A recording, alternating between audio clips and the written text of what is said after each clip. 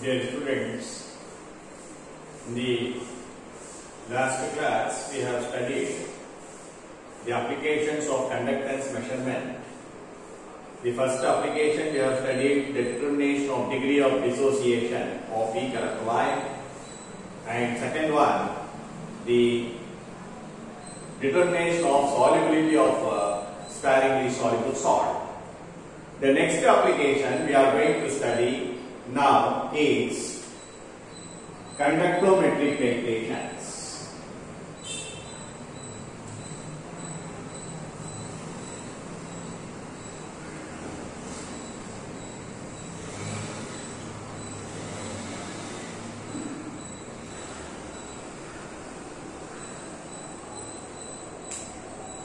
Usually in the normal titration we are using two solutions. One solution is taken in the burette, another solution is taken in the conical flask. We are adding indicator to find out the endpoint of the reaction. From the color change of an indicator, we are finding out the endpoint of the reaction. That is the normal titration. In the case of conductometric titrations, we are not using any indicators. We are measuring the conductance after the addition of titrant from the burette. Listen, in the case of conductometric titrations, we have two types of titrations. That is, in the conductometric titrations, we have acid-base neutralization titrations and we have precipitation titrations. We will study one by one. In the acid base, that is neutralization titration, the first titration we are going to study. What happens when strong acid is titrated against strong base?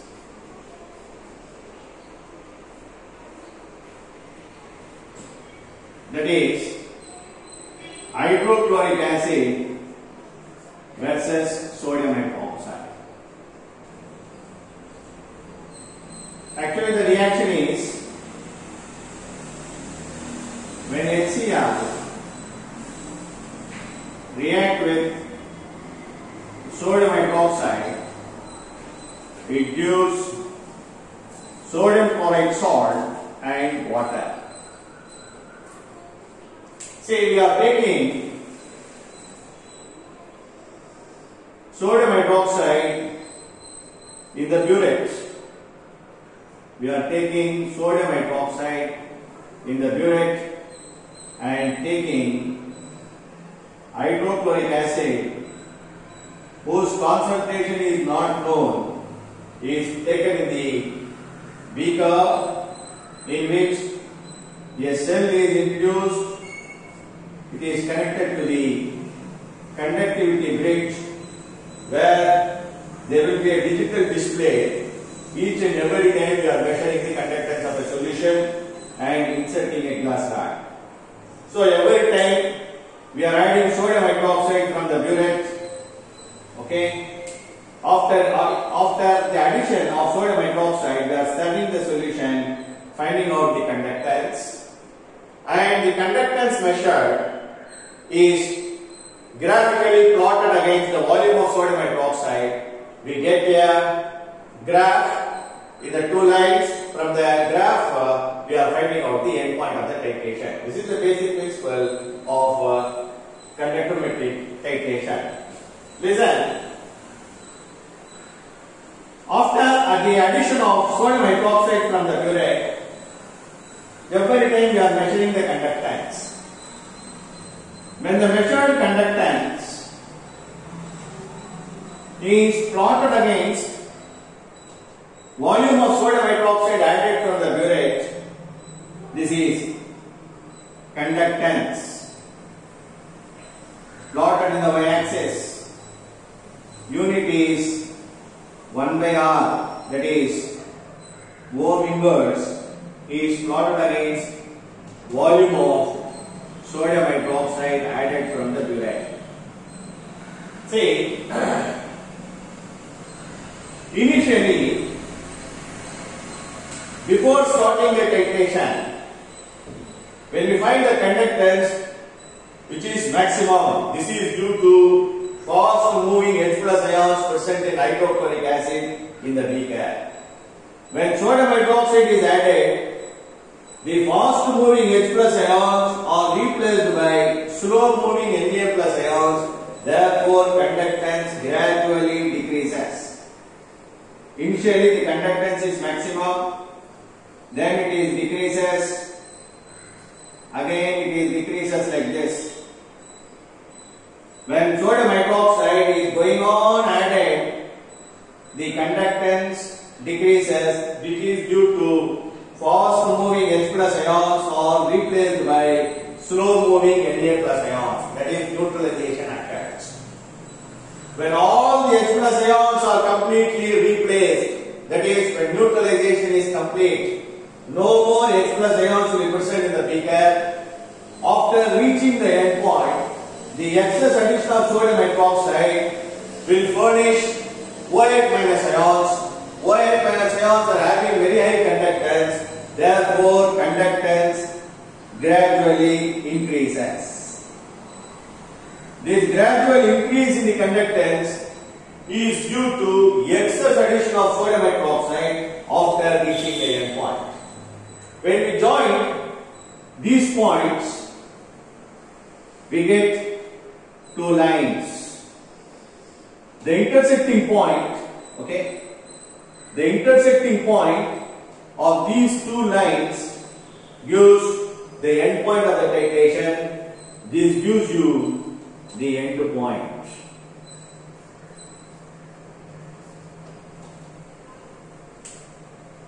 See, initially the conductance is maximum due to fast moving H plus ions of hydrochloric acid. When sodium hydroxide is added from the burette, the fast moving H plus ions are replaced by slow moving Na plus ions. Therefore, conductance gradually decreases till the end point is reached. When the neutralization is complete, that is all HCl is completely neutralized, all H plus ions are completely replaced by Na plus. After reaching the end point, the excess addition of sodium hydroxide from the burette will supply OH minus ions, which has very high conductance. Therefore, the conductance suddenly increases. We get the two lines. The intersection point of the two lines gives the end point of the titration. This end point actually shows the so much amount of volume of sodium hydroxide required to neutralize a given unknown quantity of hydrochloric acid.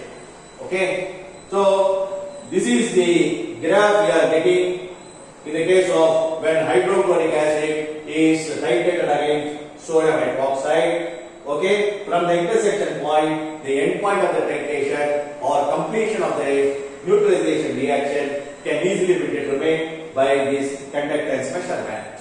Okay, the next conductometric titration, same acid-base titration, we are going to study. Okay, second titration, that is what happens when weak acid is titrated against strong base.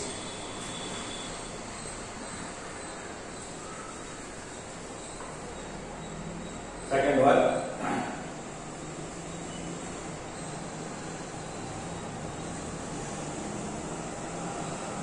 Weak acid, example, acetic acid is titrated against sodium hydroxide. Now let us study what happens when weak acid like acetic acid is titrated against sodium hydroxide. As usual, I am taking sodium hydroxide in the burette and taking acetic acid in the beaker, introducing a cell connected to the conductivity bridge and introducing a glass rod for stirring. Listen, here also every time I am adding sodium hydroxide from the burette to the acetic acid, and after addition of sodium hydroxide, after every then the conductance measured is plotted against the volume of sodium hydroxide and getting the end point of this reaction, but we will get a different type of curve. Now let us see.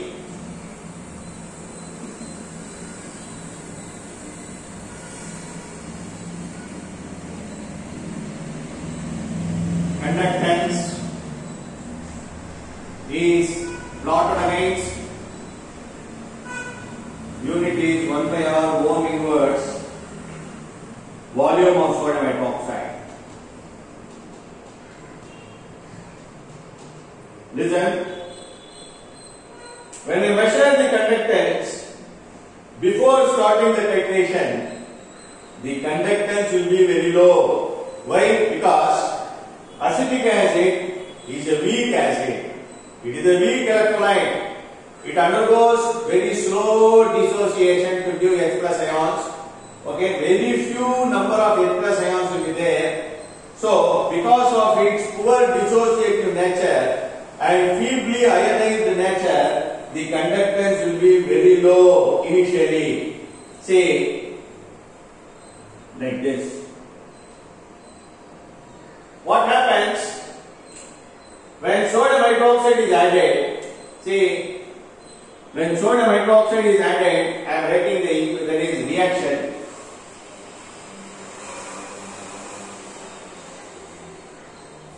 When acetic acid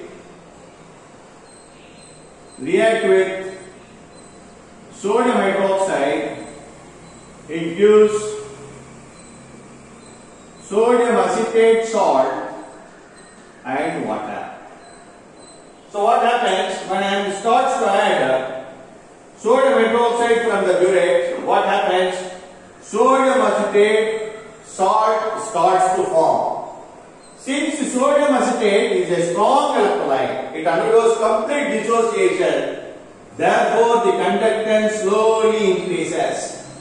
So more and more sodium hydroxide is added from the burette. More amount of sodium acetate salt is formed. Therefore, the conductance gradually increases. Say, the conductance gradually increases like this. Okay, the conductance gradually increases. Say, when all acetic acid is completely neutralized by sodium hydroxide, or we can say, when all acetic acid is completely converted into sodium acetate, that is, after reaching the end point, the excess addition of sodium hydroxide will supply OH minus ions which have very high conductance. So therefore, conductance suddenly increases like this. When we join the points, we get a curve like this. See,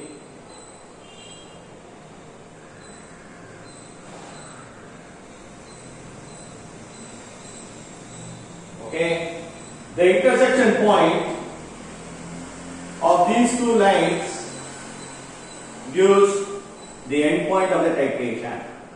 This is the end point. Remember, the curve is different. Now the lines are different from the previous titration. See, the increase in the conductance is due to the formation of sodium acetate salt, which is a strong electrolyte, and sudden increase in the conductance is due to excess addition of sodium hydroxide supplying highly conducting OH minus ions. So we get the two lines. The intersection point of these two lines gives the end point of the titration, which corresponds to this, that is, corresponds to the volume of sodium hydroxide required to neutralize a given unknown quantity of acetic acid. So this type of curve we are getting when the weak acid is titrated against the strong base. That's the third one. The third type of titration we are going to study is a very interesting one. That is, what happens when strong and weak acid is titrated against, that is, mixture of acids. Okay, that is, mixture of acids is titrated against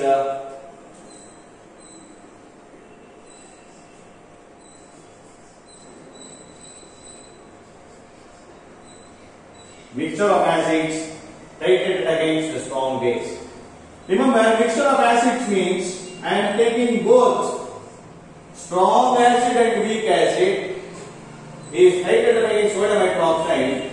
It will form sodium acetate, NaCl and water. Okay. This is the neutralization reaction.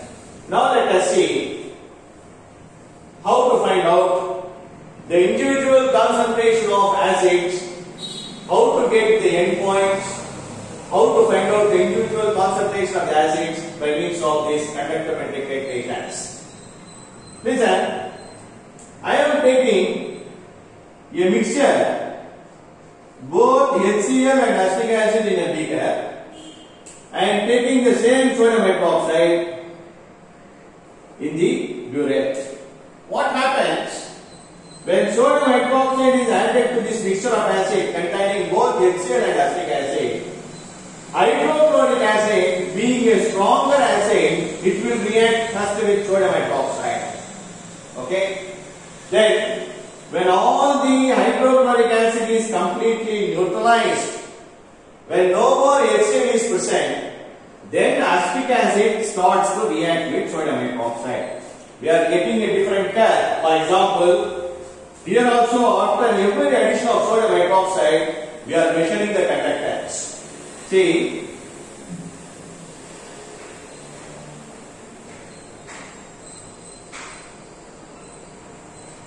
when the conductance is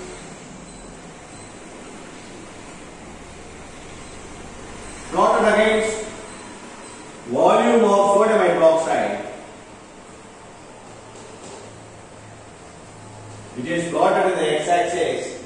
Listen, in the mixture of hydrochloric acid and acetic acid, initially hydrochloric acid being a stronger acid, it reacts first. When it reacts first, initially the conductance will be maximum. This is due to fast moving H plus ions of hydrochloric acid. When sodium hydroxide is added, the fast moving H plus ions of hydrochloric acid are replaced by slow moving Na plus ions of sodium hydroxide. Therefore, conductance gradually decreases. Like this. Conductance gradually decreases. This is due to replacement of fast moving H plus ions of hydrochloric acid by sodium hydroxide. When hydrochloric acid is completely neutralized, when all the H plus ions of hydrochloric acid is completely replaced by Na plus ions, then acetic acid next starts to react. When acetic acid starts to react, what happens? Just now we have studied, when acetic acid starts to react with sodium hydroxide, it produces sodium acetate salt. I told you that sodium acetate is a strong electrolyte. Okay, it undergoes complete dissociation, which has very high conductance. Therefore, what happens when all the acetic acid is completely neutralized? When acetic acid starts to react, when sodium hydroxide is added from the burette, the sodium acetate salt starts to appear, it starts to form. Therefore, conductance slowly increases.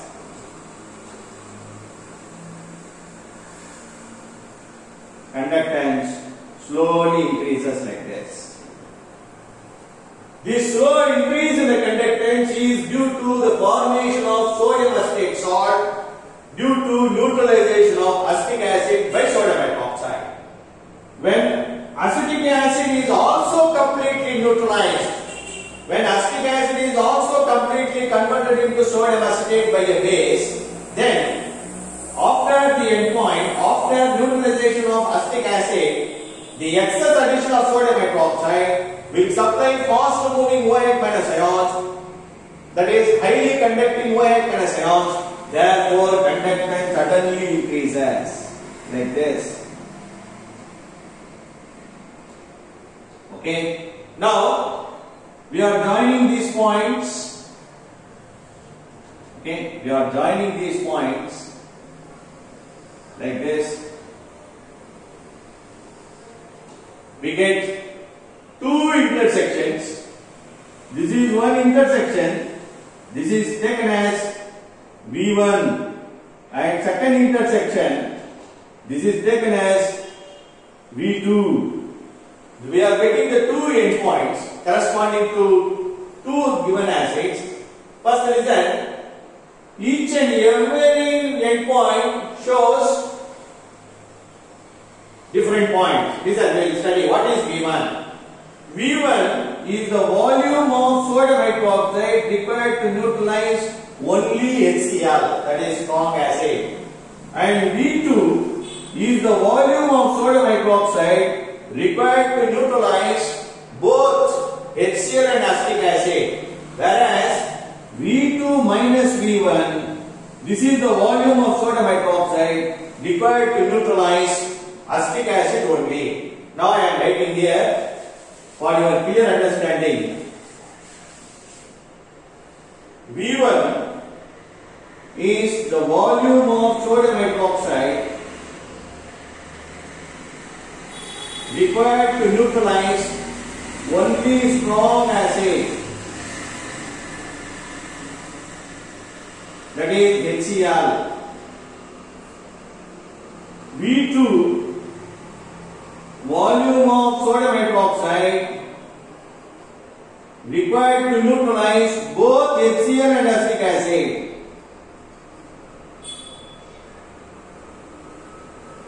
And V2 minus V1 shows the volume of sodium hydroxide required to neutralize only acetic acid. Okay, this is only HCl, strong acid. So thereby we can find out the individual concentration of the acids. Okay, this is so much about acid-base titrations, neutralization titrations. In the case of neutralization titration, we have seen three different categories. One is strong acid is titrated against the strong base. Second one is weak acid is titrated against the strong base. And third one is mixture of acid is titrated against the strong base. The last one we are going to study is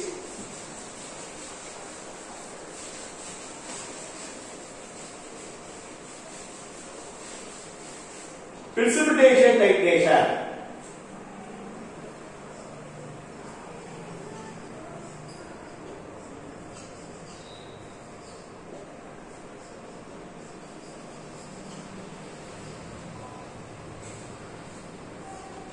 In the case of precipitation titration,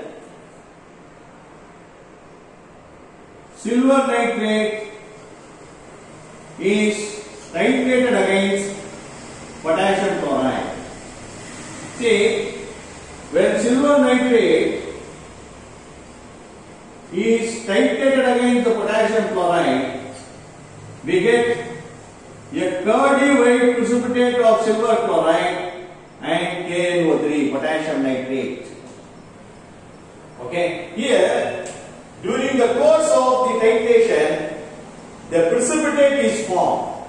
Even then we can find out the conductance. By conductance measurement, we can find out the endpoint of the precipitation titration also. Now let us consider. See, in the burette, we are taking KCl, and in the beaker, we are taking silver nitrate solution. Introducing a cell to measure the conductance and introducing a glass rod. See, after every addition of potassium chloride, we are measuring the conductance from the digital display of conductivity meter. And when the measured conductance is plotted against the volume of potassium chloride added, this is again conductance, unit is ohm inverse, plotted against volume of potassium chloride. See, listen. when we start the titration, initially the conductance is here, very low conductance. That is, the conductance remains constant. See, when potassium chloride is added, Ag plus ions are replaced by K plus ions. See, the AgCl gets precipitated. So therefore what happens? See, since Ag plus and K plus ions are isoelectronic, therefore the conductance remains constant. Okay, the conductance remains constant. Okay, because Ag plus ions and K plus ions are isoelectronic, so therefore the conductance will remain constant. There will be no change in the conductance. When all silver is completely precipitated as silver chloride, when no more Ag plus ions are present in the beaker, the excess addition of potassium chloride after the endpoint, after the complete precipitation of Ag as AgCl, the excess addition of potassium chloride will supply K plus and Cl minus ions. Since potassium chloride is a strong electrolyte, therefore conductance increases. Like this. When we join the points, okay, when we join the points, we get a curve like this. The intersection point of these two lines will use the end point of the titration. This is the end point. This end point actually shows so much amount of potassium chloride required to precipitate a given quantity of silver nitrate solution. So from the end point we can find out the strength of silver nitrate solution or the amount of Ag plus ions present in a given solution can easily be calculated by means of conductance measurement. So this is the precipitation titration. So these are all the important applications of conductance measurement. So today we have studied four 5-mark questions. That is conductometric titration, strong acid versus strong base, weak acid versus strong base, mixture of acids versus strong base, and precipitation titration. Silver nitrate is plotted against the potassium chloride. Okay, the remaining topics we will study in the next class.